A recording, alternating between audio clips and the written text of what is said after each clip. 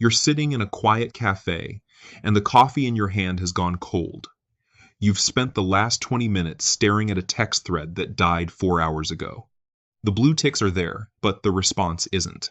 Then, a notification pops up. She just posted a new Instagram story. She isn't busy, she's just not busy with you. Your brain starts spiraling into a state of cognitive dissonance. You know that feeling. You ever text a girl something simple and then instantly start panicking like, wait, what if she misunderstood what I meant? Or, is she actually busy? Or am I just being ghosted? Most guys give in to the anxiety and send a desperate follow-up like, hey, you there? Just making sure you saw my last text? But the reality is you're just staring at a screen, waiting for validation that isn't coming because you played it too safe. Before you send that double text to fix things, you need to understand why your current approach is actually suffocating the attraction. You're drafting a message that looks more like a novel than a text. You check the spelling, adjust the tone, and wait for the perfect moment to hit send.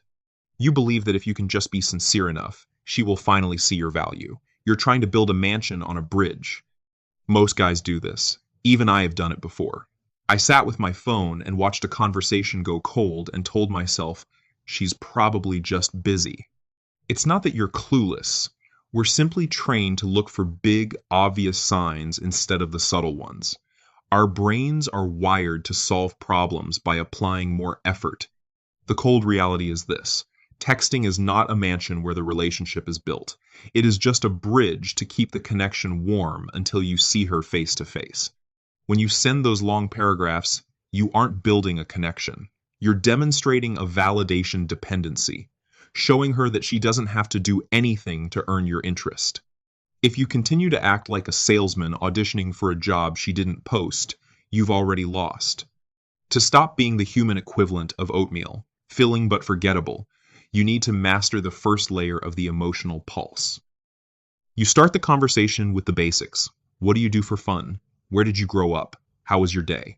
Each text is another logical question, and every response from her gets shorter. By the third day, she is giving you nothing. The problem is logical filtering. Women react to emotions, not data. When you interrogate her, you turn yourself into homework, a chore, the human equivalent of oatmeal. Stop being a reporter and start being a screenwriter. Instead of the typical logical questions like, how was work today? Anything exciting happen? The grounded move is to use a playful assumption.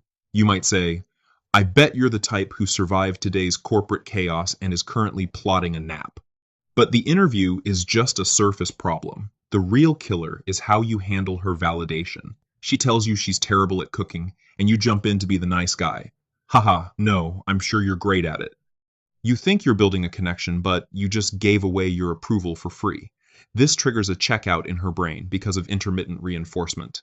When rewards are constant and guaranteed, the brain stops caring. There is nothing left for her to chase. If your approval is automatic, it becomes worthless. You are removing all the tension that makes texting interesting in the first place. While the anxious approach tries to overcompensate by saying, it's okay, I can cook for both of us. You're perfect anyway. The calibrated response challenges her instead. A better script is, so you're the girl who burns water? I should have seen the signs. When you stop giving validation like candy, you trigger a specific kind of tension, the emotional pulse. The conversation slows down. She takes 4 hours to reply with a single emoji. Most guys panic and send 87 words to try and restart the spark. This is the emotional pulse. It is the unspoken intensity between the lines. It isn't about what she says, but the effort behind the delivery. If she sends 3 words and you send 10, the intensity is off balance. In human dynamics, the individual with the least investment holds the most influence. It's a biological survival mechanism, not a game. The emotional pulse is about recalibration. When she pulls away, you don't chase. You match her investment and stay 10% less available. When the anxiety kicks in, you might feel the urge to ask, are you okay? You've been really quiet today. Did I do something? Whereas the grounded strategy is to match her energy with silence for 3 hours, then follow up with something light. You could say, "You went silent. Either I said something wrong, or you got abducted by aliens." Really hoping it's the aliens. Mastering this pulse reveals the exact moment to shift from playfulness to genuine depth. Most of your texts are just exchanging information. I'm at the gym, I'm watching Netflix. These are facts, and facts are for friends. To build attraction, you must activate her mirror neurons by creating experiences. Every text should create a scene or an emotion in her head. You want her to visualize a moment, not just read words on a screen. Instead of asking, "What are you doing this weekend? Any plans?" you give her a stage to be dramatic. Try this. Scale of 1 to 10, how much did you want to fake your own death at work today? Identifying these mechanics is just the entry point. The real shift happens in your behavioral verdict. It's what separates a pen pal from a partner. Understanding these signals isn't about manipulation. It's about emotional calibration. It is the ability to adjust your state between tension and warmth based on the actual temperature of the conversation. You have to maintain frame control at all times.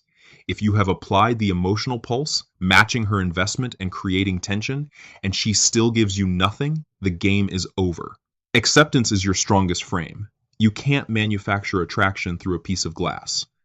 If she remains cold, the most powerful move is to walk away with your self-respect intact. In human dynamics, the individual with the least investment holds the most influence. It's a biological survival mechanism, not a game. Walking away is not an act of anger, it is an act of value that preserves your baseline. But walking away is only half the battle. Knowing why you were in that position in the first place is what changes the game for your next interaction. If you've ever missed a sign like this in the past, drop a comment. Trust me, we've all been there, staring at a phone wondering where the spark went. It's not that you're clueless, it's just that you were looking for the words instead of the pulse. Sometimes a girl isn't playing you. She genuinely just sees you as a friend, and a lot of guys mix those two categories up completely. You need to know how to spot the difference before you invest another month of your life. Watch this next video to decode the silent signals of the friend zone.